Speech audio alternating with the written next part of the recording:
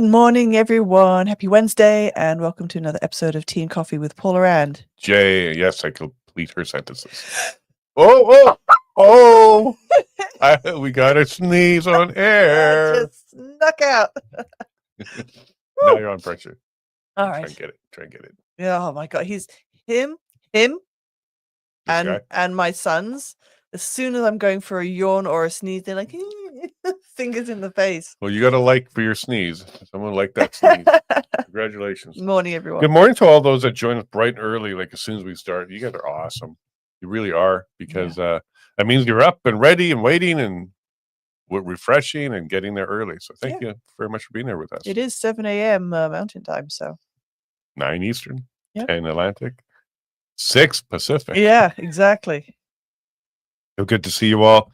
I'm a little tired. Election campaign is really taking a lot of energy out of us because we're knocking on a lot of doors. We've gotten well over 150 of them done now, of 600. So we're one quarter of the way through. Yeah. And we're making our way across Division 6 and Ward 2, meeting lots of people. Have you been enjoying it? Oh, yeah. It's been great to meet and greet people. We do have a bit of a routine, like we knock on the door, kind of, you wait your 15 seconds, no signs of life, not even a dog. Okay, yeah, put that in the door, the little handout. But no, it's been good, again, to meet and greet a bunch of people and get to know more people within our community. It's been wonderful. What are some of the common questions that have been coming up for you as Ward 2 trustee campaigner? I just drew a blank. School board trustee? Well, I don't know what word you're trying to It's put. a C word. Candidate. I got there. Sorry, some more coffee. Candidate. And glass. Wardrobe. Oh, look at that. Really just find out, like, what do I want to do? Why do I want to do it would be the key thing. And as we encountered someone over the weekend was like mentioned SOGI, this sexual orientation, gender identity, or ideology, ideology more likely, was basically, what do I think of it? And I want to keep that type of thing out of the schools and have my part.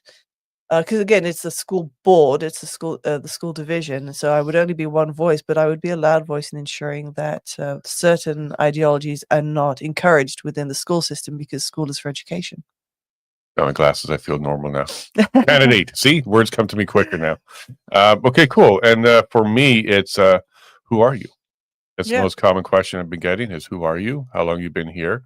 And it's important for the residents to kind of get to know you. So that's why tonight, Buck Creek, 7 p.m., you can come get to know us. I think it's going to be pretty full. There were a lot of people that said, yeah, okay, we'll try and make it. And if you can't tonight, tomorrow night in Breton, at Salt and Pepper, 7 p.m., same thing. Come and meet us and bring your questions and concerns, and happy to address them. Got some good feedback last night about the candidate meeting. Well, people were pleased. Yeah, and they wanted to see more of them.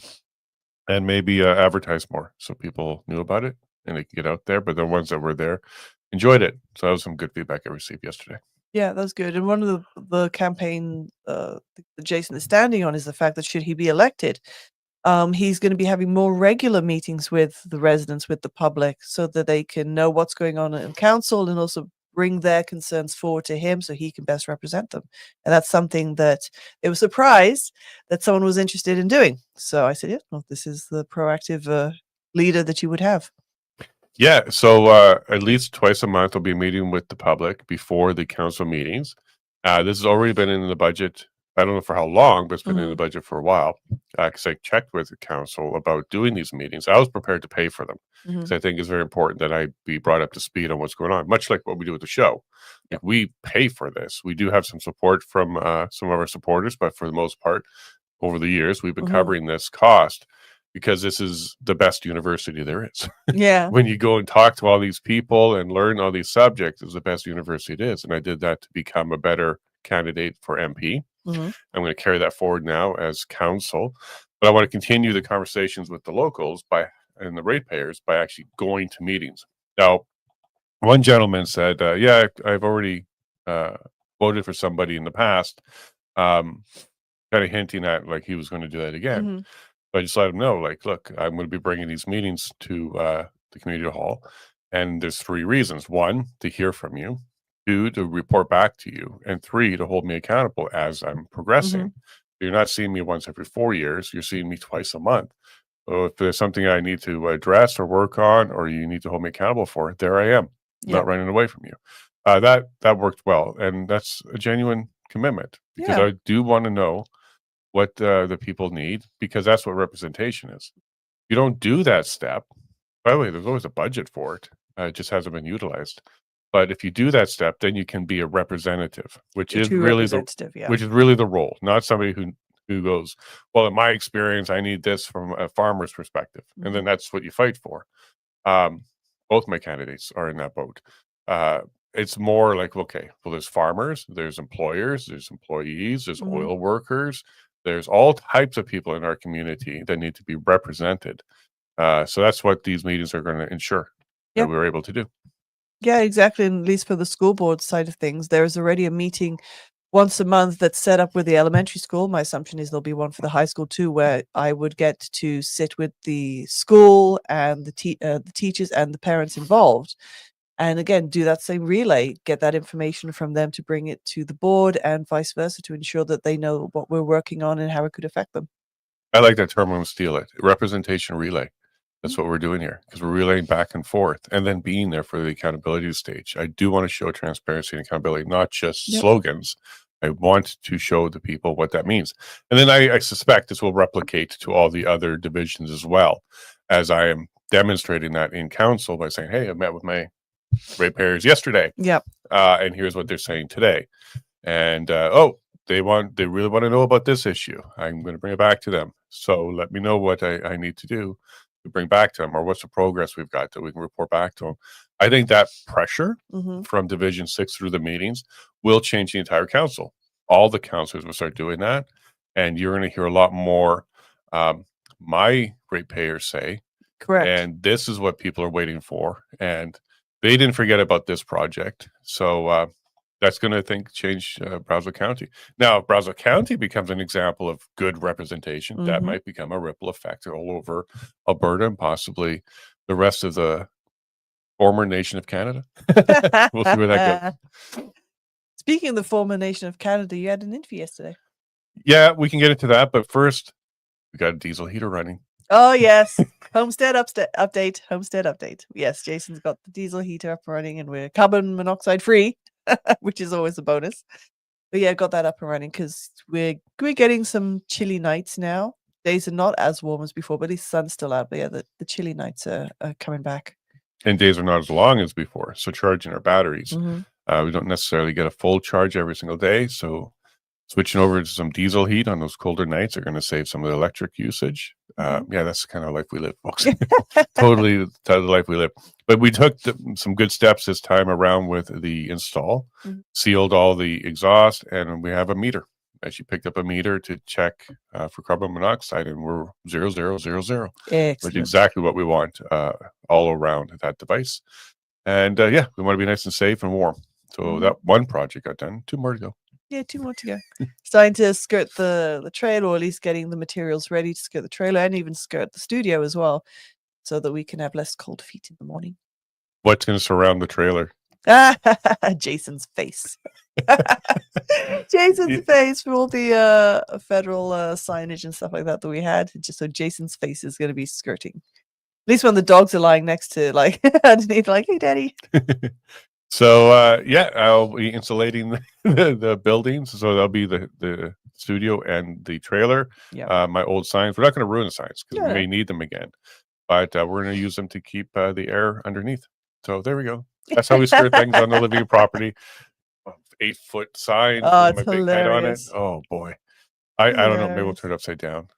Maybe we'll figure this out. No, it doesn't. Yeah, I'm not a big fan of me, just so you know. I'm one of those guys that don't like my voice and all that kind of stuff. But yeah, I'm going to try and keep you warm all week. Excellent.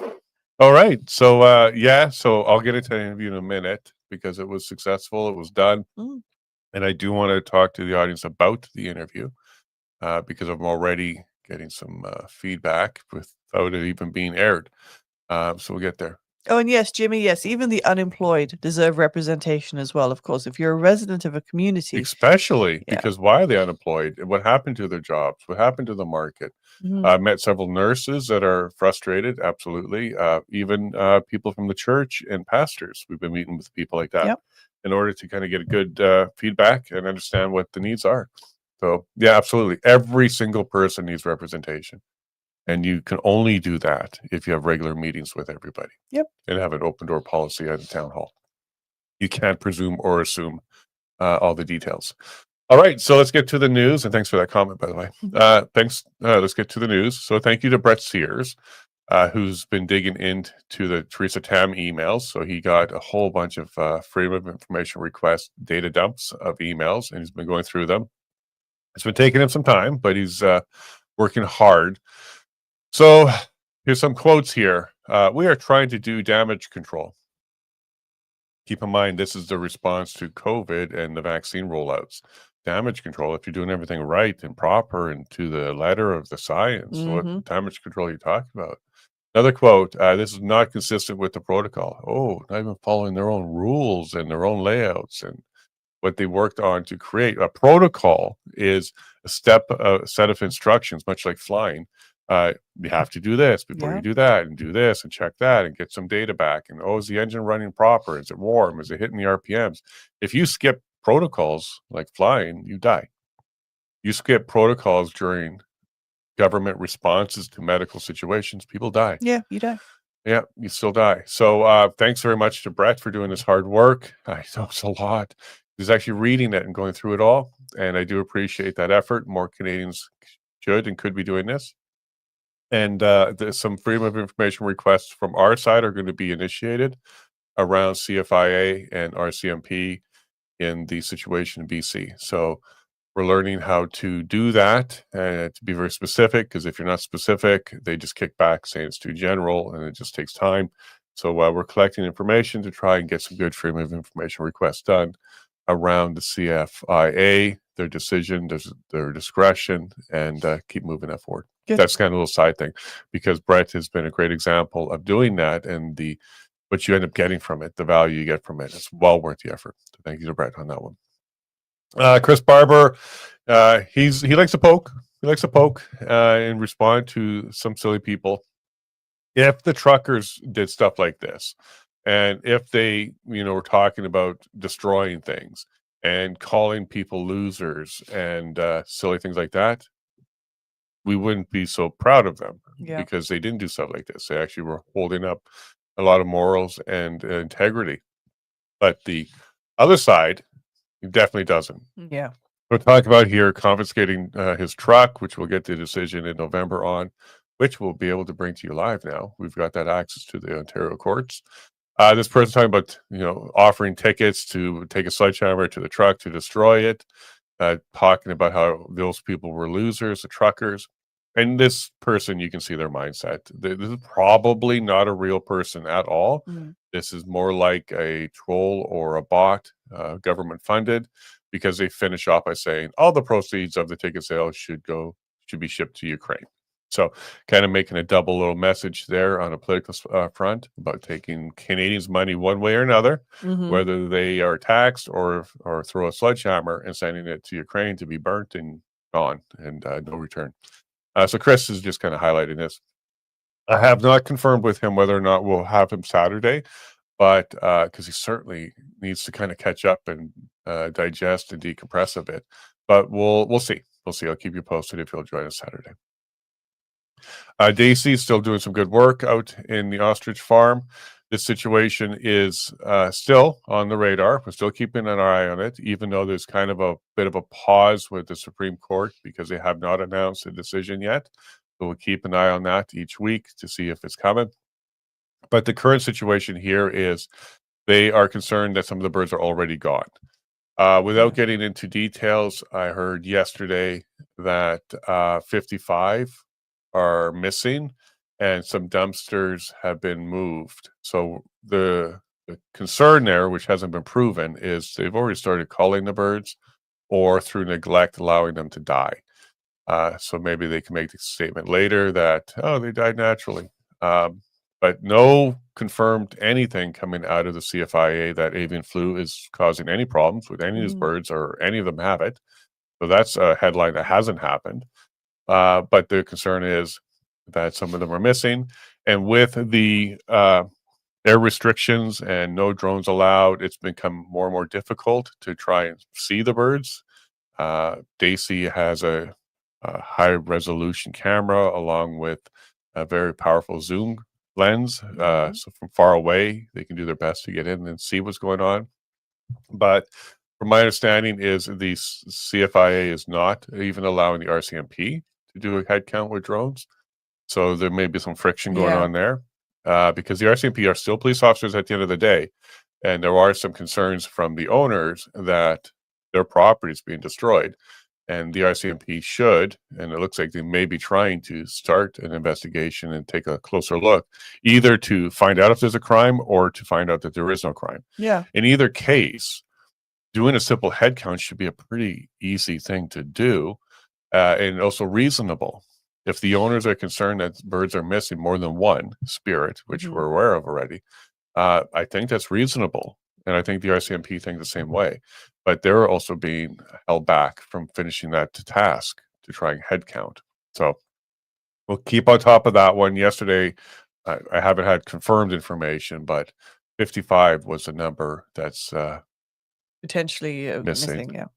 Yeah, and it could be higher than that. That's the ones that they were aware of. So here's what I find interesting. So Senator John Fetterman, if you don't know who he is, he's a Democrat from Pennsylvania. He's the one that when he was running, he was having some mental health issues during his campaign, and a lot of people made fun of him because he wears sweats when he goes and stuff like that, and dressed down casual. However, he's probably the most awake one out of them all when it comes to Democrats in the U.S. And here he's talking about how he's annoyed that his party will not celebrate the releasing of the hostages out of Gaza because Trump was behind it. Yeah. As simple as that. So I've said this for years. During even Trump's first term, he could cure cancer and they'll be mad. Yeah, the never Trumpers. Yeah, they're just delusional. So congratulations on the hostages were released. I believe all 20 now have been released. The ones that are still alive. They're working on returning the deceased ones. And big step in the right direction. But media in the U.S. and Canada, and also the Democratic Party, they're having a hard time getting through this one. Some of them are even saying it's going to be a short-lived ceasefire and that kind of stuff. In other words, they want more death. We'll see where this goes. We don't pick a side. We just want anti-war. We don't want war. We want people to not be dying. And now that Trump has worked on this one, and by the way, all the world leaders are giving him the credit. Even Carney is giving him the credit for this one. But now do Ukraine. Let's end that one too. Now do Ukraine. Great conversation with Dr. James Thorpe yesterday. And here's what you were referring to. So yeah, I did get to sit down with Danielle Smith, Premier Danielle Smith, yesterday. Good thing I didn't wear my green jacket. That would have been awkward. But no, it was a good time. So I had about 35 minutes with her. A good 34 of those minutes are part of the interview. I had to rush things through because she's very busy. And I was very pleased to be able to get this time. Some people are going to be quite pleased because if you're watching the Alberta Self-Determination series, this is about getting the perspectives of various people. I'm not there to probe the person. I'm not there to challenge the person. I'm not there to get them to say certain things. I'm there to interview. And when you're interviewing for perspective, you do a lot more listening. So some people are going to absolutely enjoy this interview because she says some things about the history of separation and separatist movement. This is the third wave. She thinks this is the strongest wave she's ever seen in her life. She understands why people are very upset. And she's laid out how she's given Carney certain requirements and deadlines, and the Grey Cup is the next deadline. So when I released this, don't think it's a grilling of the Premier at all. That's not what this series is. This series is about collecting perspectives, 50 of them, and she, I believe, is number 38. I looked at the numbers yesterday, so I got 12 more to go.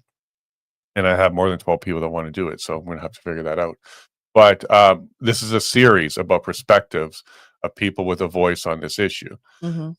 Later, I'll be able to interview her again because now that we've had the ability to do it, she knows I'm professional, and it was a good interview. Like it just kept going, question after question, statement after statement. I'll have more opportunities with her. One of them is after the Grey Cup, she's expecting either a yay or nay out of Carney on whether or not we're going to be working on pipelines together. And if it's, well, whatever the outcome is, there'll be an update with her. And then she's also promised me an update about the decisions in the report out of the Alberta Next panel. So now they're going through the stage of consolidating all of the comments and information, and they're going to create a report on what items they're going to not address, which ones they will address, and the recommendations out of the panel. So when that's out, I'm expecting another follow-up with her, and that should be early next year. She's expecting around Christmas time to have that report out. Yeah. So Christmas might be an interesting time because we should have the decision for the APP question around Christmas time out of the courts, plus this panel recommendation. And we'll see. We'll see if all of these things come together. She did promise a referendum on the panel questions that may come up in spring, early summer. And then she also did say that if there's a referendum on separation, whether it's Thomas's, which she was referring to Thomas's, but if there's a referendum that's valid, that will come out at the same time because there won't be two separate ones because it costs about $20 million to run a referendum. But she doesn't want to wait till the election period to ask referendum questions, which is another way to do it. She wants to do it sooner. So we're likely going to get a referendum that has multiple questions on it. And one of the questions may be APP's question or Thomas's question. In either case, it looks like this spring, early summer, Albertans are going to be able to have a vote, yay or nay, on the future of Alberta within Canada. So do get prepared for that. It sounds like that's going to happen. We're just not sure whose question. Ideally, it's the APP's question because that's a constitution question, which makes it binding, versus the policy question from Thomas. But we'll see. It looks like Albertans are going to have their say in spring, early summer. We'll keep you posted on that. So there's two more follow-ups with her at least that I'll be doing. So a lot of people are going to be pleased if they're watching the Alberta Self-Determination series. But some people, I can tell you already, are going to be frustrated because they've reached out to me and said, hey, did you ask about this or that? No. No, this wasn't an expose. This wasn't a gotcha. This was part of the series. So watch the rest of the series if you want to understand what the format is. The format is to let my guest share their views, and she did. Shared quite a few of them. So I think you will be pleased if you're looking for her perspective on Alberta self-determination. So thank you to the Premier, her team. And it took 2 years to get that interview and several conversations with people around her, relationships, trust. My reputation as a fair interviewer helped a lot to get this done. But now that I'm done the first one, that door is open.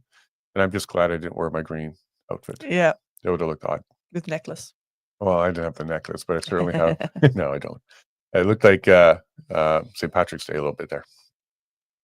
Okay, so back to the ostrich farm, Daisy again. So this is another new piece of the story.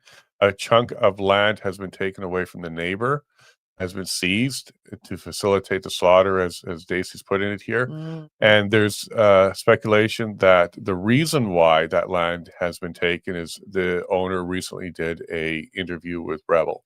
I don't know. Timing could be, indicator of what actually happened here. So did the interview, and then boom, part of her land has been seized. Don't know if that's part of the plan. I don't know if they're getting indicators of the Supreme Court early. I don't know.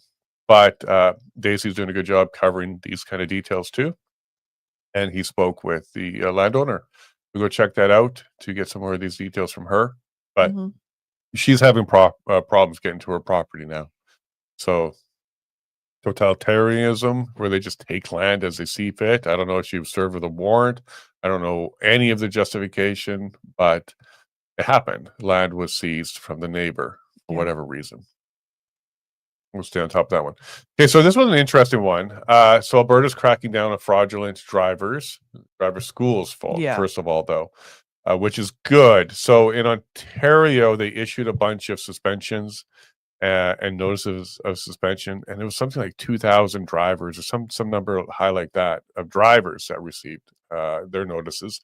I said at the time, you need to go after the schools as well, like not but as well, because those drivers that had fraudulent licenses, and it said in a letter, based on your training and the information you provided, it was fraud. You got to go to schools too. Okay, so Alberta's doing that. They're going after the school. So 5 of the schools, 39 disciplinary letters, more than $100,000 in fines. I guess they weren't walking in the woods because it'd be a lot higher than that if you're in Nova Scotia. 6 corrective action plans and revoke 12 instructor licenses. Okay, but Alberta needs to go after the drivers that came from these schools that received their licenses through these instructors. Now that you have instructors identified, schools identified, and problems identified, now it's to go after the drivers that were the recipient of those fraudulent schools. So I'd like to see Alberta say, hey, we revoked 1,000 licenses. Okay, and this is not a certain group of people other than fraudsters. Okay, so if you got your license fraudulently, you paid off an instructor, instructors were taking money or looking the other way or just signing paperwork, you don't deserve to be behind a truck. So hopefully they track down and crack down on the drivers too. This is something that we need to see happen, but it's a step in the right direction between Ontario and Alberta, and hopefully the rest of the provinces. You're going to see a safer road for all of us, because it's been getting really ridiculous. And we ourselves saw one of these. A big truck, tractor trailer trying to do a U-turn. Clearly stating no U-turns. This is the little axis for emergency vehicles between the highways on highway. I think it was Yellowhead Highway, and very busy highway trying to do a U-turn. So dangerous, so dangerous. You just take the exit, turn around, get back on. That's how you do it. You don't do it in the middle of the highway. Anyway, so Alberta's taking some steps there, which is good to see. Pierre Poilievre is being called out here, and he should be, by Dr. Virginia J. Johnson. Not a real doctor, but a really good person. Where's his pushback on C2, C8, C9? Doesn't push back. I know that C9, he's already given talking points where it seems like he's aligned with it, because he's talking about the churches needing protection from hate, which is basically the words right out of that bill. So he's doing that. I do know that it was a conservative MP who brought forward in Alberta an MP that said getting access to devices should be a thing. That was after we broke the story that it looks like they already did that in Coots. Then suddenly a conservative MP out of Alberta said, hey, no, like we should have warrants that allow us to gain access to your device, not just intercept, which is what the law is right now, wiretap, intercept. They want to get into your phone. Because at the end of the day, if you got nothing to hide, what's the big deal? Them first. Them first. So there's a program called Pegasus, well known globally, that is used for that. You don't have to do a darn thing on your phone, and they can jump right in there. So this is no surprise that the Conservatives are not pushing back on that one. Pierre specifically, okay, there's a couple MPs who are, pushing, like Andrew Lawton are, but not leadership and not the entire party. Then they haven't proposed anything or brought anything to the table either to repeal. So either case, thank you for reminding us that, because everybody should be held accountable. Liz, there's a little People's Voice community, October 13th. Physicians warn of alarming rise in child heart attacks among jab children. So heart attacks among jab children. Oh, terrible. What we've seen this. Sean Hartman, many. So stay tuned for our movie on that one. So I am talking to more parents now, because we have a little bit more time, more doctors, and more people about this issue. So it's likely going to be a 2-hour movie when we're done now. And it's probably going to be like a director's cut that's 3 or 4 hours. But we'll keep you posted on that, because there's a lot of people that come forward on this one. And there's no surprise. We know about myocarditis and Pericarditis, and the connection to spike and inflammation and adrenaline. If in the middle of the night, when your adrenaline peaks, or you're doing sport and your adrenaline peaks, these are triggers to for the heart to just give up. Yep. So we'll stay tuned for that. As we're waiting for our guest, should be popping on in a moment now. Breaking: Stellantis moving Jeep Compass production originally slated for Brampton plant to Illinois. The reason why I wanted to highlight this one wasn't so much that American businesses or businesses are moving to America. That really wasn't it. Stellantis specifically.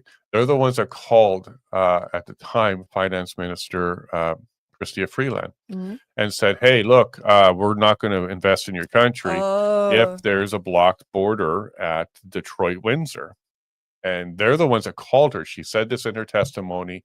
She named them in her testimony, because that's where I'm like, who's Stellantis? Yeah. Let me guess. WEF connections. And you look into it, absolutely. Yeah. They're a partner when it comes to the automotive industry with the WEF. There's about 6 of them, and they're one of them. They're a major one.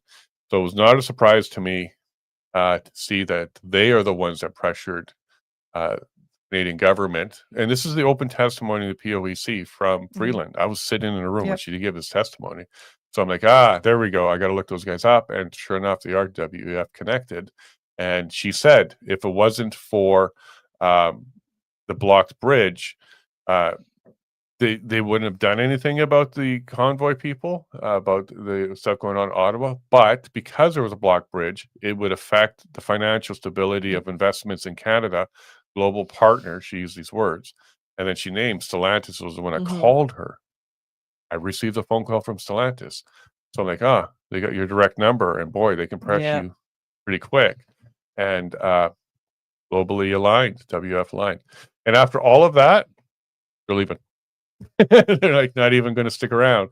So well done. The Carney government, maybe even the Trump government, made the environment so difficult for Stellantis to stay in Canada that they moved to Illinois. It could be part of the tariff situation. I wonder where in Brampton they were going to go, because Brampton's a pretty built up city right now. There's lots of areas left all around Brampton. Yeah. The farmland, you sell it. There's a Canon facility on the west side where they built up on, I guess, farmland, previous farmland. So there's a lot. Most on the west side. The east side, it's pretty already built up, because it takes you into the 427 and the rest of the GTA. But west side, northwest side, there's room to grow. Up by Caledon, in between Caledon and Brampton. Oh no, Moulton. Moulton. Yeah, because there was. I think that was on that was the east side. That was the east side. That wasn't the west. I'm not sure what Moulton is. That was where, but there was a buffer between Mississauga and Brampton. There was an area there. That was Moulton. Moulton. Yeah, go check the name. Yeah, double check that term, because that doesn't ring a bell for me. But either case, there is room. They'll find place for the factory, but not anymore. You know where the Amazon facility is, west side. Yeah, over there.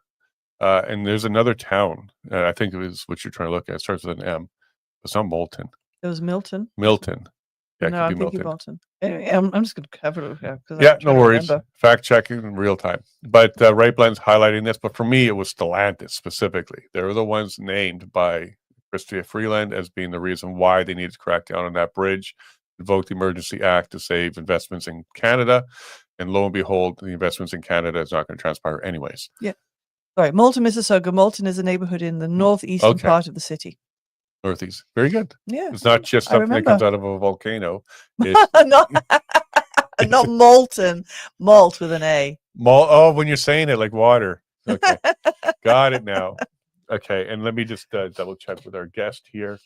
I did send her everything. She did confirm. Being a lawyer, she's pretty good. Oh, yeah. Can you email? I don't use my phone. I don't. Okay. So you talk for a bit.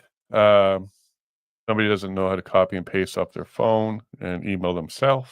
Yeah, maybe it doesn't. Yeah. But where were we here? Canada's new government is there. Canadian workers every step of the right way to the bottom of the seafloor. This country is sinking. Oh yes. So it's about the auto plant. So that is unfortunate, because they'll always sell it as lost opportunity for jobs and all that type of thing. But when we see that, I don't know. Again, they're going to blame it on Trump. They're going to blame it on the whole. We're just finishing off about loss of opportunity of jobs and blame it on Trump. For sure. Well, they can blame all they want, but the tariffs likely was some of the catalyst behind this, and the environment in Canada is going to be difficult. Lots of regulations. Yeah. And I guess there's no loyalty by Stellantis after they invoke the Emergency Act for their benefit, and they're leaving. Mhm. Yep. Dave Freedom is highlighting how his camera was being used, and you can actually see the zooming power. Take a look at that's the RCMP right there. And zooming out, you can kind of see where they are for getting that shot. And it's the kind of thing they have to do because they want to see, try and count all those birds. Yeah. Well done to Dave. Yeah, good job for providing the camera to Chris Stacey. Canada Anti-Hate Network from RTAP Media. He's going strong. So he has a good thread here about Karima Saad, who's an independent journalist. She is one of the authors of the what's it called now? The Hategate affair, which exposed via Freedom of Information request a lot of information about what the CSIS and RCMP knew about specifically Diagolon before and during the politicians using that as a reason during the invocation of the Emergencies Act at that time. Diagolon, according to CSIS and RCMP, did not even qualify as a group. There was no concern of any criminal activity or violence towards anybody at that time. And this is what the Freedom of Information request exposed. Exposed the emails and back and forth and the real information. And one thing we learned was, I think it was 2 hours were provided to provide a report to Parliament about Diagolon, and they ended up using Canadian Anti-Hate Network information to compile that report quickly. And then the person who compiled the report was applauded. You did a great job. While you just copy, paste, reformat, send over. There was no investigation into the actual truth of what was being provided. And now we know it's been debunked. All of that has been debunked. So at that time, and still running for office. All right, so I emailed the link now. So we should be seeing our guest pop on any moment now. Yep, it's confirmed that you're going to check her email. And we'll get this going. Bath-Sheba, if you don't know yet, she's Detective Helen Gruce's lawyer. She worked on the Mosley decision, working on the Mosley appeal. So that's still in the works right now, the Mosley appeal. She was working on Detective Helen Gruce's appeal. She testified. No, she was one of the lawyers at the POEC. And we're bringing her on to talk a bit about all of that, including the Barbara Leach sentencing and the decision there. And she's not one of the lawyers for Barbara Leach, but she is a lawyer. So maybe she can, I got the hiccups now. Maybe she can speak to what their options are when it comes to the sentencing. Do they have appeals? What kind of things will happen on appeal? Do they suspend the house arrest? Would they want to do that? Because on an appeal for a sentencing, it can go the other way too. That's right. They could decide, well, maybe you're too lenient or receive too lenient and change the sentence. So it's kind of a risk to go ahead and do that. We'll talk to her about that. I'm sure she's opening her email now and setting herself up, and we'll get there. But Bath-Sheba is based out of Calgary originally. She's now in Red Deer with her practice, and she's on her own doing her own thing, and she takes on a lot of cases. I know that. She's super busy. But Detective Helen Gruce is one of the big ones. Oh, and Detective Helen Gruce did an interview, which means that door is opening for interviews. I did speak to her, and I'd like to get her on here too. So we'll be working with that after the election. Yeah. After the election, we're going to be catching up on a lot of stuff. And the stuff I have to even be catching up on now. And it's like, I had to do some work this morning. Like we got up at 6. Well, let's get Bath-Sheba on here. And got up. Morning. Good morning. You're in Pat King's living room. This is the background that everybody uses when they jump on, and Pat King was the first on our show to do that, so we refer to that as Pat King living room. Yeah, was that or a brick wall? Well, Canada's headed to a brick wall, so maybe the symbology would have worked, but and you're standing in the way. You don't want Canada to hit a brick wall, so maybe that would have worked. But good morning, how are you doing? Good morning, how are you doing? I'm good, thank you. No, we're good as well. Really. Yeah, and in the future, I'll just email you the links to ensure that you have it like the day before and you're ready to go. So my bad on that one, but thanks for joining us. So Bath-Sheba, or Miss Vandenberg, whatever works for you. How have you been? It's been a few months since you were last on the show. Yes, it's been very busy. There's been a lot going on. Can't remember the last time I was on this show. We had an interview back in July, but that wasn't that was part of your road tour. How did Right. that? Yes, and that's going to be released soon. Yes, that's right. Because you were in Red Deer. We met in Red Deer to do that. I think one of the last times was the Mosley appeal was being worked on, and Detective Helen Gru's pre-sentencing or pre-decision was the last time you were on. Because we haven't hit sentencing yet, right? We have decision for Detective Helen Gru's.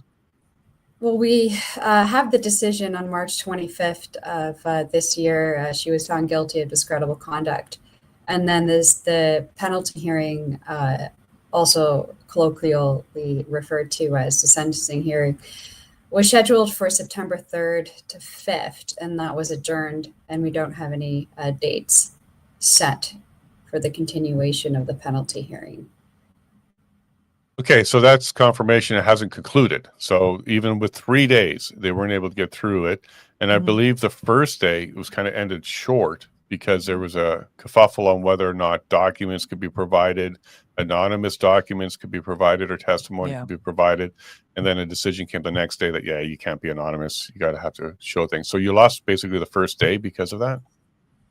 Yeah, well, the first date it was because the prosecution was trying to admit into evidence a victim impact statement that was completely anonymous, and there's two issues with that. Is that one is that there was no victim of this discreditable conduct charge, and so the victim impact statement was irrelevant because there was no victim. So that's procedurally unfair to admit into evidence a victim impact statement when there was no victim.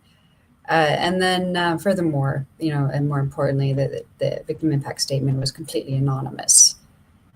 So that's just completely contrary to all principles of natural justice. I mean, all the case law, the jurisprudence tells us that either, if there is a victim, that either the victim will have testified during the trial or hearing stage and is certainly identifiable. And there has even been questions on, if they've signed a victim impact statement or sworn a victim impact statement or not. And the best practice, of course, is to have it signed. So here we had no victim, no name, no identification. So breaking all the rules of procedural fairness.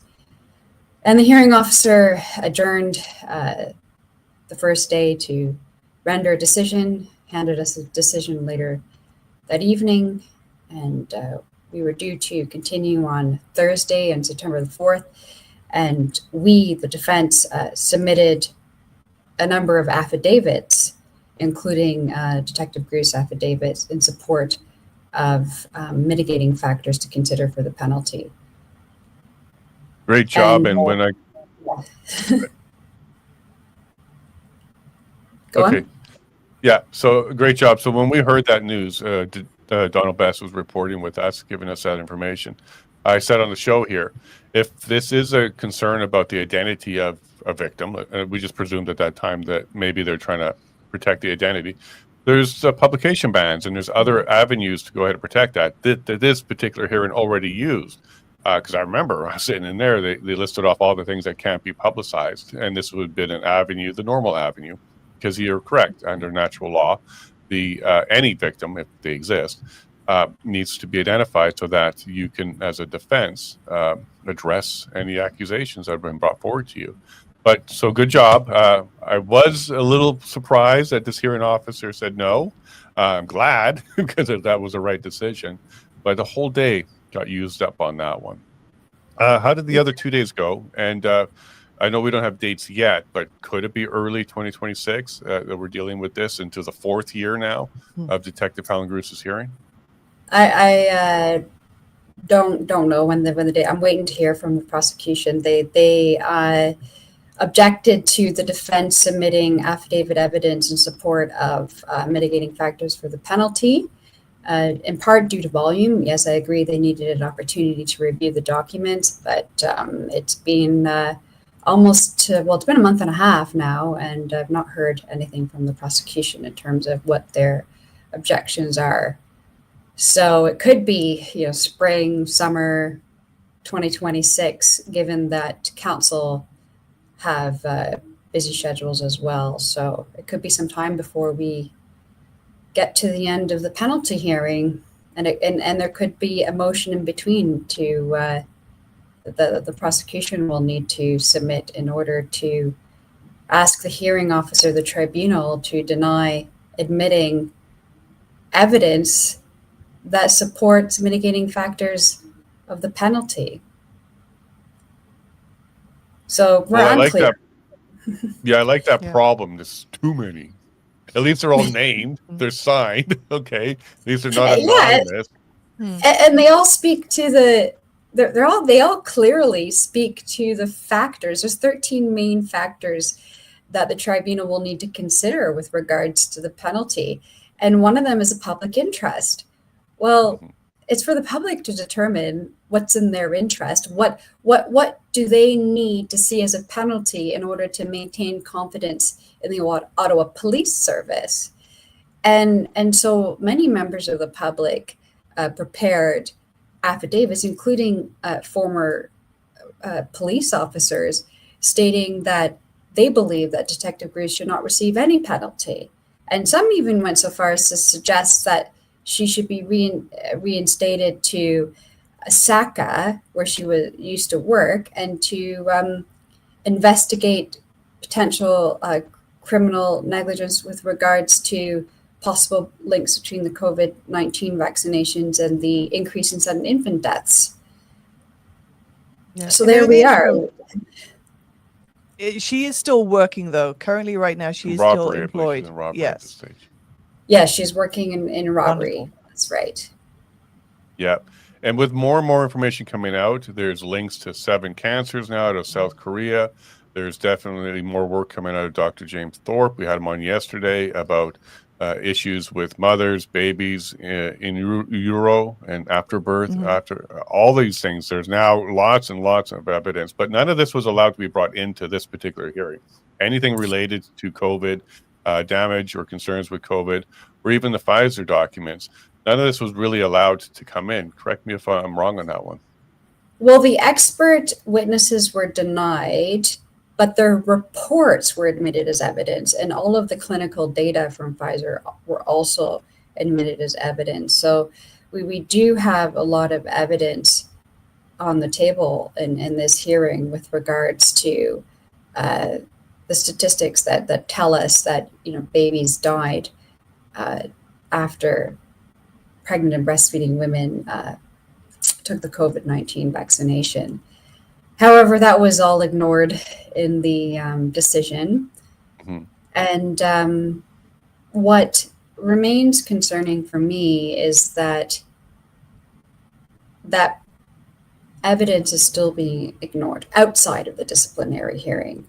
One would have thought that the police would have started to pool together medical experts, pathologists, and police officers to look into the reason why there was a tripling of sudden infant deaths after the rollout of the Pfizer COVID-19 vaccination to pregnant and breastfeeding women. I mean, this is a public safety issue. The evidence tells us that babies died, that mothers and fathers were harmed. They lost their babies after the rollout of the COVID-19 vaccination to pregnant and breastfeeding women. So that needs to be investigated. And not only was that evidence completely ignored, although admitted, what's interesting here is at this stage of the proceedings, at the penalty hearing stage, is that a week before, it was about a week and a half before the penalty hearing started, there were sorry, I just have we heard it. Yeah, we heard it. I don't know. Go ahead and grab that. Go ahead and grab that and come right back. What we'll do is remove you and then put your camera back on when you're back, and we'll bring you right back. Thank you. Yeah, cease this. Enough. Stop talking about this. But an investigation still needs to occur. She makes a really good point there, Yeah. because with more and more of these doors opening, dams breaking, information coming out, multiple countries, they can no longer use the excuse that, hey, well, that doctor doesn't have his license. No. These are studies, they're peer Global as we knew reviewed, it would be. double blind. They're doing all the things right at this stage to bring this information forward. And that one out of South Korea was damning. And also the Henry Ford one that we heard about yesterday was damning as well. That Henry Ford report showed that the investigator was concerned about getting the report out for his career, not because the data said something, it's for his career. Sorry, Beth, your pizza showed up. I guess you're all good to go. No, it's not that. I'm just traveling at the moment. So, anyways, all good. All good. Well, we roll with the punches on here. Yeah. If we can't handle a doorbell, then we shouldn't be in the courts or doing a podcast. So I'm glad that between the three of us, we can handle that. But I do remember where I was at, because I wanted to say something that's important. Is that as a week to a week and a half before the penalty hearing, that there were documents released by the government through an ATIP request that showed us that there was a special federal vaccine surveillance group that had been set up since 2020. A COVID-19 a pandemic group that was set up since 2020, and then that was rolled out to monitor and survey COVID-19 vaccination adverse effects and the administration across Canada. And several provinces, like all the provinces and territories, were to report to this federal group. And in December of 2020, this group had meeting minutes that showed that the COVID-19 vaccines should not be administered to pregnant breastfeeding women because they were not tested on them, so they were not determined as safe. And then in 2021, we had NACI, who said, yes, they are safe and effective for pregnant and breastfeeding women.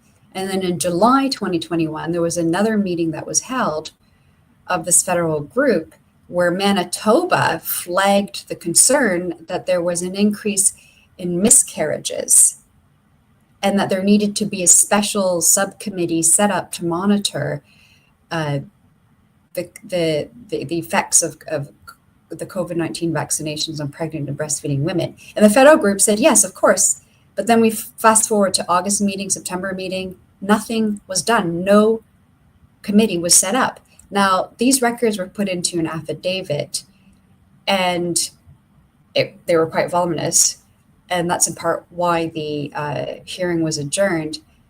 And the hearing officer said, I've stated that we're not accepting medical records, that we're not looking at medical records with regards to this disciplinary proceeding. To which I responded, these are government records. These are government records showing that they were meeting on a monthly basis since December 2020, and they knew that the COVID-19 vaccinations were not safe or tested on pregnant and breastfeeding women, and they knew that there was an issue, an increase in miscarriages, and they did nothing. Well, they did more than nothing. That was a big carpet with a big broom. What they were doing was collecting information and shutting down that conversation. And when people like Detective Helen Grew start to look under that carpet, not necessarily knowing she's looking under that carpet, they slammed that carpet down, and anybody else who touched it got their hand slapped. So they did a little bit more than nothing. They really covered that up. And I'm glad that through ATIP, this information is now coming out. More and more people are learning about it. Now, we had the luxury of Dr. Trope yesterday and the luxury of hindsight. So we rewound the clock and we said, hey, look, have you looked back to see if there was any information that supported that this was safe for women in a menstruation cycle? It was safe for pregnant women. It's safe for the ovaries. And he said, no, actually, what we found when we looked back was they said the complete opposite. This was actually very dangerous. They shouldn't be doing this. So then I asked him, well, how did the narrative get created in the media? He said, they lied. Yeah, they flat out lied. He had no other way to put it. You saw that too, I guess, when you're going through all this information and the resistance and hesitation, bringing it into this hearing. Now, I do want to get on to a couple more things because we are running short on time. But you want to maybe make a final comment about the Grew situation? Yes, I just wanted to say when I say they did nothing, I mean they did nothing from a public safety perspective. Agreed. Yeah. Right. I mean, there were, legitimate concerns with regards to the virus and to, people were scrambling to find means of preventing the spread and treating people. And that was done out of public safety, which is legitimate. And so it is equally legitimate to look at the treatments and determine whether or not they are safe for people. And we have evidence that they were not safe for pregnant and breastfeeding women and for their babies. And for children. Those government records show that 3 children died after the Pfizer COVID-19 vaccination. That tells us they are not safe for certain people. And it may not be all of the vaccinations. It may only be certain vials. But the point is that babies died, children died, and that's a public safety issue. So something does need to be done to look into it. And as you've stated, and that's what happened with Detective Helen Bruce, she just asked questions, that's it. She simply asked questions in January of 2022, and she was suspended 2 weeks later. 100%. And I'm glad you clarified that, because with the Dan Hartman lawsuit, we learned that Canada has no duty of care when it came to providing this information. So maybe you put that all together, and they don't think that they need to tell us for even public safety, because they don't have a duty of care to us. Moving on to Moseley, can you give us a quick update? Are you expecting a decision on the appeal? Like, what stage are we at with that one right now? Yes, that's a good question. I have the same question that you have. It's been a while, right? We were there in February earlier this year, and so I'm thinking we'll have a decision soon, maybe November. But that's the stage we're at now. They've got everything. All arguments and submissions have been done. All evidence has been brought forward for the appeal. Now we're waiting for the decision on whether or not the decision stands, which was actually in favor of Canadians, or it gets overturned and have a new trial. Like, what could be the possible outcomes of this appeal decision at the federal court level? Well, as you know, no, lawyers don't speculate. No, but what are the options? Like, what could it? I'm not asking you to pick one, and just what are the options? Of course, what we want is for the decision to be upheld in terms of Section 8, right? So and that there was a breach of Section 8 when the people's bank accounts were frozen. But could one of them be a retrial? Is that one of the options, or just overturned? No. No. Of course not. No. Well, that was an or question. So it can't be retried. So it would just be overturned, and then you'd have to go Supreme Court if you want to take that further. Is that how that path would look? Well, either way, I mean, if we win in terms of the ruling with regards to our applicants, is upheld, then the AGC, the Attorney General of Canada, they might appeal to the Supreme Court of Canada. If we lose, then we would appeal to the Supreme Court of Canada. That's right. Okay, so what we might be finding out sometime in the future, maybe a Christmas present, is we're all headed to the Supreme Court next. One side or the other may choose that, no matter what the outcome is. But we're waiting for bated breath on this one, because boy, they're keeping us wait. Maybe it'll be February 14th, 2026. The anniversary is when they bring that decision out. Because it was just before that where they came out. It was like January 20th or something, where they came out with the Moseley decision just before the deadline for filing. But in either case, maybe soon, maybe Christmas, maybe my birthday, maybe New Year's. Back to tell now. Us how long it takes, though, right? I mean, 4 years, right? That's a long time.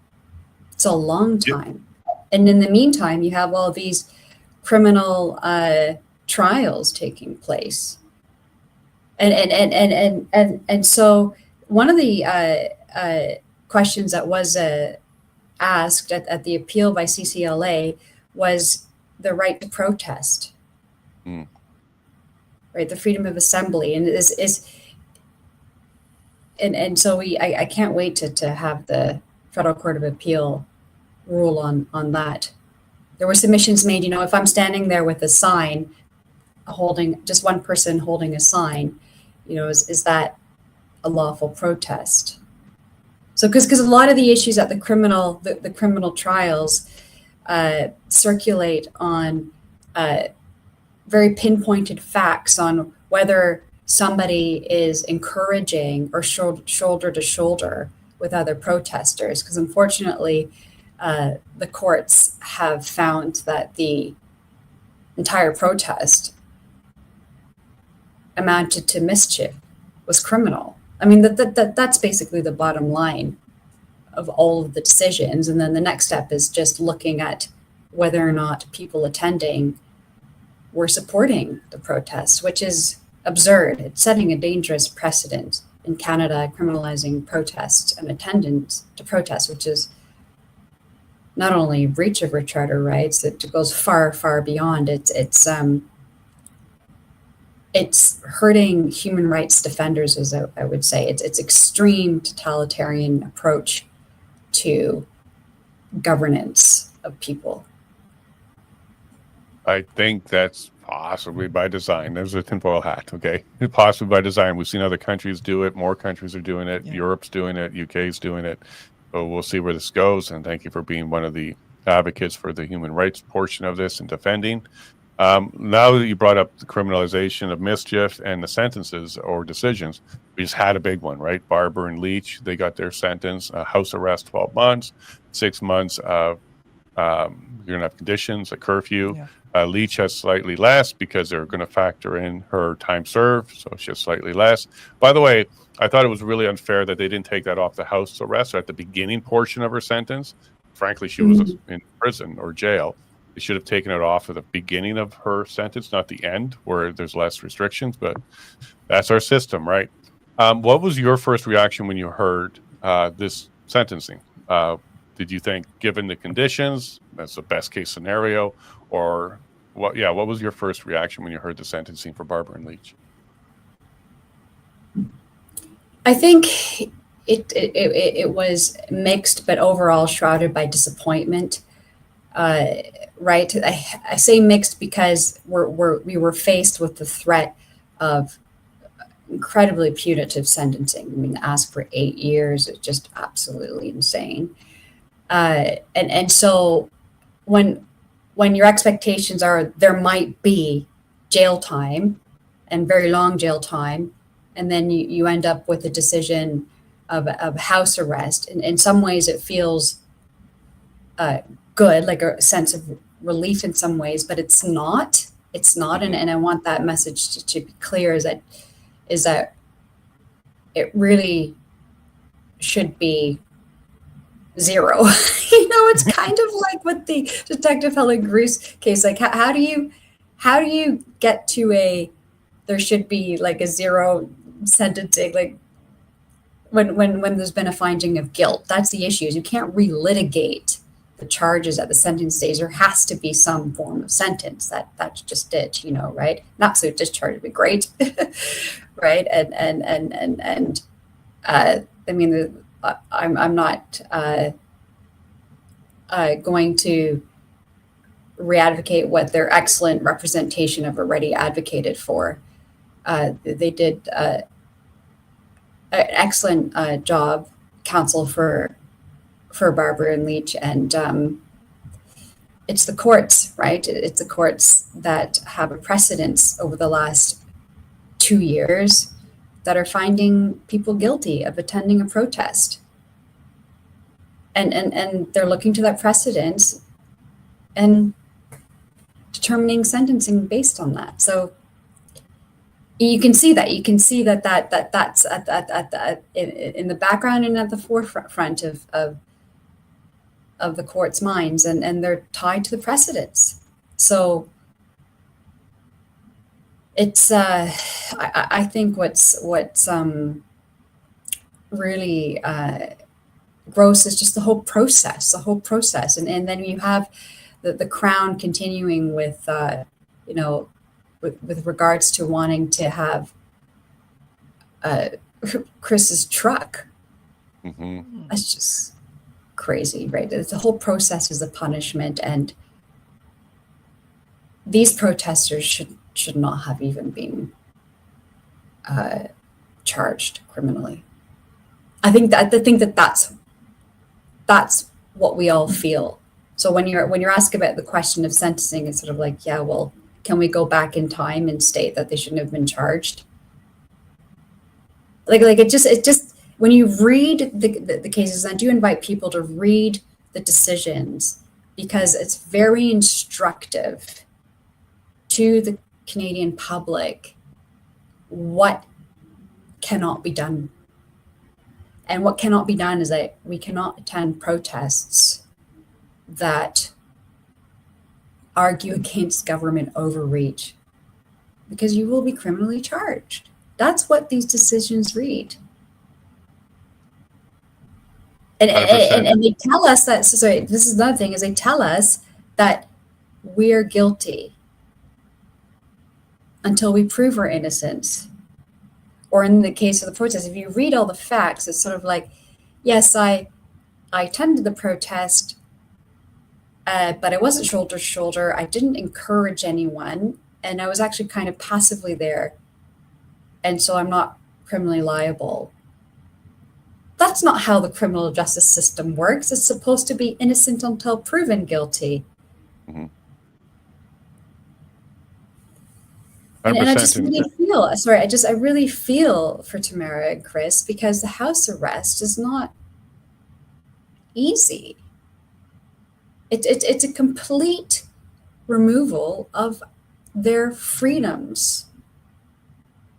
I mean, the enduring psychological impact of that cannot be overlooked. When you have to argue and ask for and get permission to clear the snow at your mother's property, in Barbara's case, or be at the birth of your grandchild in Leach's case, there's a dignity issue there too, and a freedom issue there too. And the problem I have with house arrest and curfews and that kind of stuff, if you, for some reason, innocently enough, violate it in some fashion, maybe there is some emergency that you didn't report properly, or your work ran long or something, they can really come down hard on you. This is what we saw with Leach with the photograph with Marazzo. His lawyers were there, so they were within the letter of the law. They were allowed to be in that room together, but because lawyers weren't in the picture, it was argued that she violated. They revoked her bail, put her back in jail. Like, you can see how they're going to be probably watched like a hawk. And if they're 2 minutes late on the curfew, or they didn't go straight home and they picked up dinner on the way home instead, that's not a way I would ever want to live under those conditions. I am same as you. It's bittersweet. Bitter, there should be no sentence. Sweet, it could have been a lot worse. So it is a bit bittersweet. But even the dignity of having to ask for, can I shovel my mother's driveway? Can I attend a birth of my grandchild? Having to get to that point just to get permission, I think that's just horrible. Hopefully the Mosley decision is upheld. Hopefully the Supreme Court, if it does go there, upholds it. And then hopefully maybe years down the road, some of these criminal things could be unraveled through appeal or at least public reception. And there's some sort of justice in the future. But this could take a long time. Hopefully. There's always hope. And what you're saying in terms of the human dignity, I mean, that's what human rights is all about, is preserving our human dignity and our fundamental freedoms. Our charter is simply not good enough. We need a complete overhaul of our human rights system and law and protections here in Canada, because we simply don't have them anymore. And in terms of the hope, I did want to highlight, I think it's in some news areas that Saba Visi, who was also criminally charged with mischief, has recently won a charter challenge that his arrest was unlawful. So there is some hope that maybe the Crown will withdraw the charges. Barbara's lawyer also did successfully appeal a decision of Christine Decaire, and who was acquitted of mischief. And again, the reason why the courts acquitted Decaire of mischief is because she wasn't seen to be shoulder to shoulder with other protesters. And then the Crown appealed that and lost. But again, it's a win, but the courts are still telling us, if you are found to be shoulder to shoulder, if you are found to be encouraging, for example, that was in the David Romleski's decision. The court said he was encouraging, basically encouraging by the protest, by being there and by kneeling and praying in front of the tactical front line that was prepared to take him down. And they did. They snatched him and put him behind the lines. And the courts are telling us that if you are encouraging to the protest, which the protest is deemed as criminal, then you'll be found criminally liable. So there's some wins, but that particular decision would have been a big one. That one was going to the Supreme Court of Canada. I'm not sure if you're aware, but Mr. Romleski passed away this year tragically, just days after he filed a notice of appeal to the Supreme Court of Canada. So he was acquitted at the first instance, and then the Crown appealed, and he was found guilty at the Superior Court of Justice, and that was further appealed. So yeah, we're following that one too. His sudden death while on vacation was a shock to many. We're going to follow that Supreme Court case as it makes its way through as well. And Bath, if you have a few more minutes, we're going to jump over to our other side here, our private section, and just maybe another 10 minutes or so with you, if you don't mind. If the doorbell doesn't interrupt you, maybe we'll get the full 10 minutes. But if you hang out for a bit, there's a couple more questions we'd like to share with you. Yep. Okay, Great. awesome. We'll see you in just a moment. So don't hang up when we do our little goodbye. We'll be right back with you. Oh, got to push the right button on this one. Yeah, that'd be all right. There we go. There we go. All right, folks. Thank you a lot for hanging out with us. A little bit extra here because I wanted to get those three main issues out: Cruz, Mosley, and Barber Leach. And as you heard, this is really a human rights issue, a dignity. The whole system needs to be revamped. I'm not surprised to hear this coming from Bath-Sheba because she's a human rights defender. And absolutely, I'm on the same wavelength as her as that. So pay attention to her episode. It's going to be coming out soon for the Alberta Self-Determination Series. We recorded that in Red Deer. And that one is another one. Blows my mind. International law, what the options for Alberta are. And Bath just nailed it. So I'm looking forward to getting that out to you all soon. But locals, hang out. We're going to be speaking a little bit more to her. And to the public, thank you very much for joining us and your comments today. And we look forward to seeing you tomorrow. Yep. And if you're in Buck Creek area, remember, go ahead and see us Buck Creek Hall tonight at 7. Meet and greet your local candidates for school board trustee and local council. And if you're on Range Road 60, 61, 62, 63, 64, and 65, we'll be door knocking. We'll see you there soon. Love you all and God bless.